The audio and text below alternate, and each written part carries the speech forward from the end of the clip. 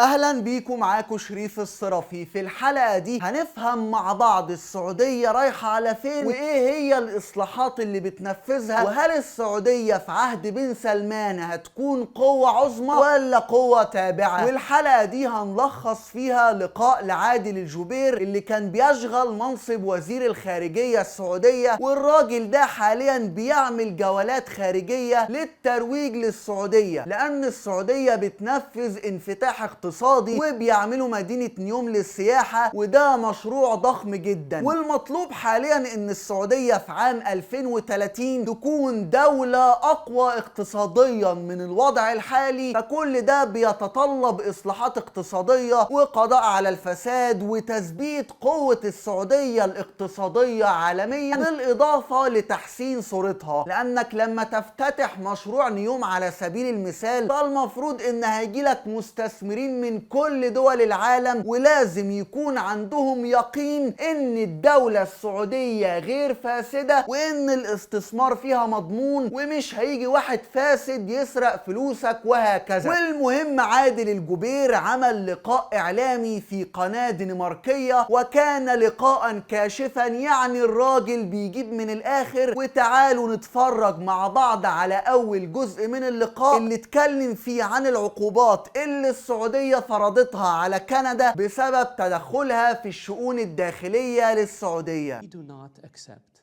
dictates. We do not accept people telling us what to do. We're not a banana republic. If you want to pick up the phone and call me and say, I have a problem with this issue, that is totally acceptable. But to go public and say, we demand the release, who are you to demand? We are a sovereign country that has its own laws. And we're not saying to Canada, we demand that Canada give independence to Quebec. What would the Canadians say if we said this? So now I understand what insulted you, but then again, your reaction, not only did you expel the Canadian ambassador to Saudi Arabia, you also froze in or put on hold the business activities of Canadian businesses. And then my question is, then again, one person spoke up and the whole country paid a price. What's the logic here? No, we made sure that we said to the Canadians, your information is wrong. We said to the Canadians, you need to retract what you did, and they didn't. And so here we are, and we will continue to remain like this until the situation gets resolved. الكلام واضح، السعودية لا تقبل إملاءات خارجية لا من كندا ولا من أمريكا ولا من أي دولة تانية. ولما وزيرة الخارجية الكندية كتبت تويتة تطالب فيها السعودية بالإفراج عن شخصيات معينة، فكان الرد بفرض عقوبات على كندا وتعليل الاتفاقات الاقتصادية معاها، ولن ترفع أي عقوبات إلا إذا قررت كندا التخلي عن أحلامها في فرض الأوامر على السعودية. والغريب في تعامل المجتمع الدولي وما تسمى بمنظمات حقوق الإنسان مع السعودية هو إن موقفهم متناقض تماما. يعني مثلا في فترة الستينات والحد 2010 كانت منظمات حقوق الإنسان بتتهم الدولة السعودية بإنها بتفتح منابرها الإعلامية ومساجدها لشخصيات مصنفين دوليا بإنهم متطرفين ومن ضمنهم عناصر إخوانية. فلما السعودية النهاردة سجنت المتطرفين دول، قامت المنظمات الحقوقية قالت شوفوا السعودية الشريرة بتقمع حرية التعبير، وشوفوا بقى رد الجبير على المذيع. So you rely on your courts. I have just to refer to Amnesty International about your courts. They state that it's a weapon for repression for the government. That's their opinion, and their opinion is wrong, as it has been over the past 20 years. Amnesty International and other human rights groups were criticizing us in the early 90s for allowing radical clerics to preach hate and violence. And when we stopped it and put them in jail, they criticized us for taking away their freedom of expression. So our argument to these human rights groups was, do you want us to let them preach hate and violence? Or do you want us to jail them? We cannot do both.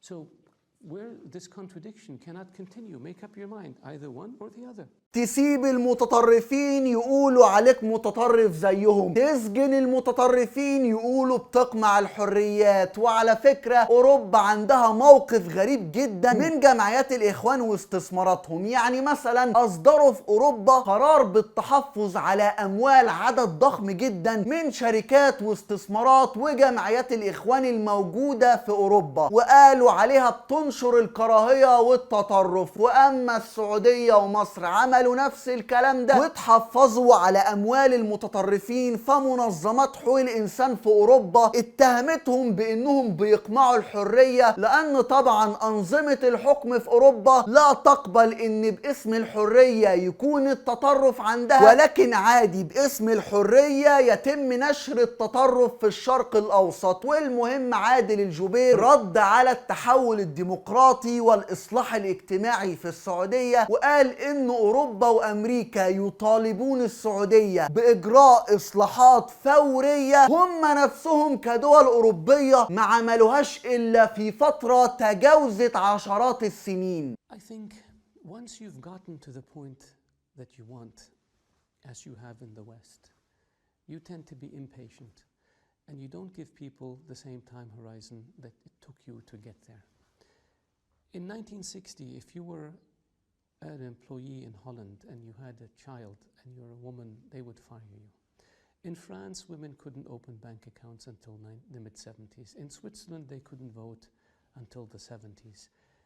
In America, the first 100 years, women didn't have the right to vote. Yes, we know that history, but are you saying someday you will reach this type of democracy? Very quick. Well, I'm not saying democracy. Every country has its own system of government. I'm saying in terms of liberties for people, in terms of freedoms, in terms of transparency, in terms of human rights, in terms of gender equality.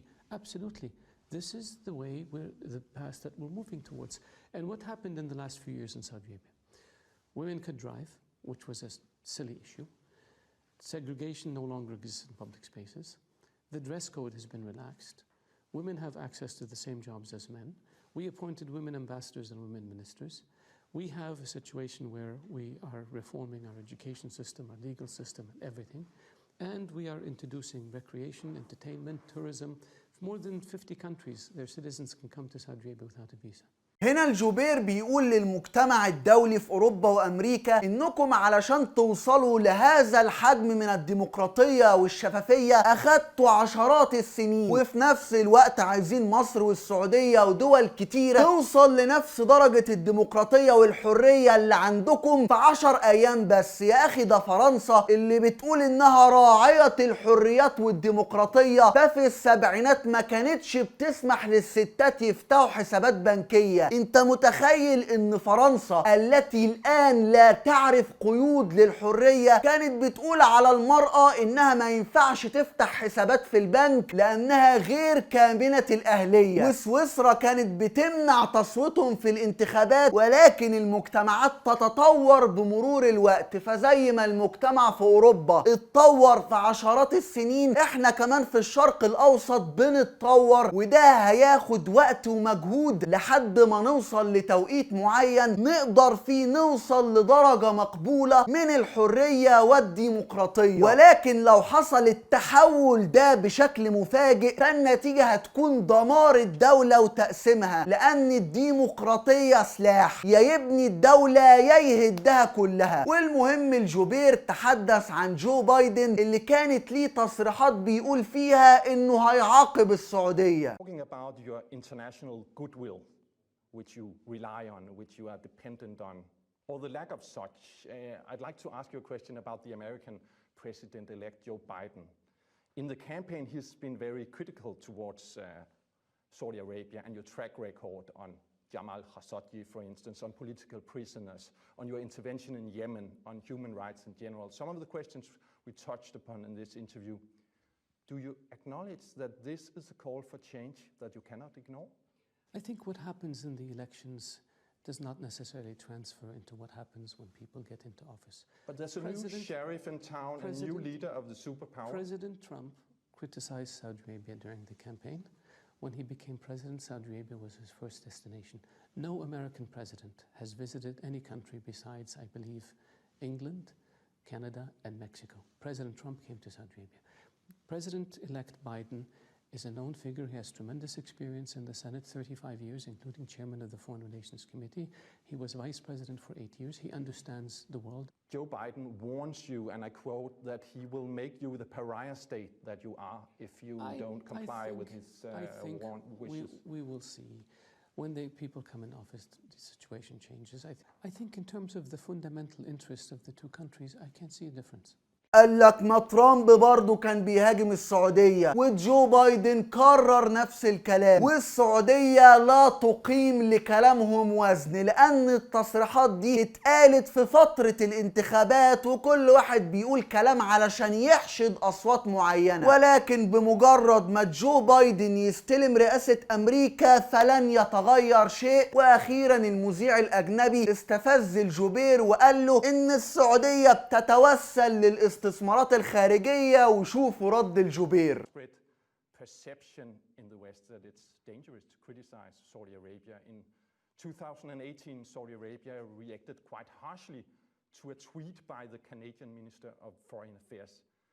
She was basically in this tweet expressing concern about some human rights activists who had been arrested. Among these, Samad Badawi, who's a very well-known peaceful activist, many people would say. Let's talk about the tweet. How can a few words cause such an anger in one country, your country? It's not the tweets. It's this idea of we demand that Saudi Arabia. Nobody demands anything of Saudi Arabia. If we came out, she asked you to release the prisoners, yes? If we came out and said we demand that Denmark does 1, 2, 3, would you accept it? We said no. This is not acceptable behavior from a friendly government. We will not tolerate it. But still, it's just words. It's a politician having an opinion on your country. It doesn't. What's the big deal? It doesn't matter. It came from a foreign minister of a country with whom we have diplomatic relations, and this is unacceptable diplomatic behavior, and Saudi Arabia is not a banana republic. We do not take criticism like this lightly. So sorry to interrupt you. If this happened today, you wouldn't change a thing? We have to see what happens. I hope it doesn't happen. No, I'm asking because you're begging for investments. You're inviting the whole world to come to your country to do business. We're not begging. No, sorry for that. The world is knocking on our door. We're not begging for investments. You're opening your country. Correct. To entrepreneurs, to Danish business. تحس الجوبير عايز يقول للمذيع الأجنبي بطل فرجة على الإعلام اللي بيبث من قطر وتركيا. سعودية إيه اللي تتوسل للاستثمارات من كندا أو غيرها؟ ده احنا عملنا مدينة نيوم، وقبل ما نحط فيها طوبة واحدة كانت الشركات العالمية واقفين طوابير على باب السعودية. والملخص السعودية 2030 هتكون مختلفة تماما. قوة اقتصادية ضاربة، ومش بس كده، دي بتدخل في مجال الصناعات العسكرية لأول مرة في تاريخها، وخدوها مني كلمة ونتقابل في 2030. مصر والسعودية هيكونوا قادرين عسكريا على طرد جيش وميليشيا النظام الإيراني اللي بتحتل سوريا والعراق، وهنطرد معاهم المرتزقة والصيع بتوع أردوغان، والأيام بيننا، وأدينا مستنيين وهنشوف الأيام الجاية مخبية لينا ايه. بس كده وصلنا لنهاية الحلقة، وهي دي أصل الحكاية.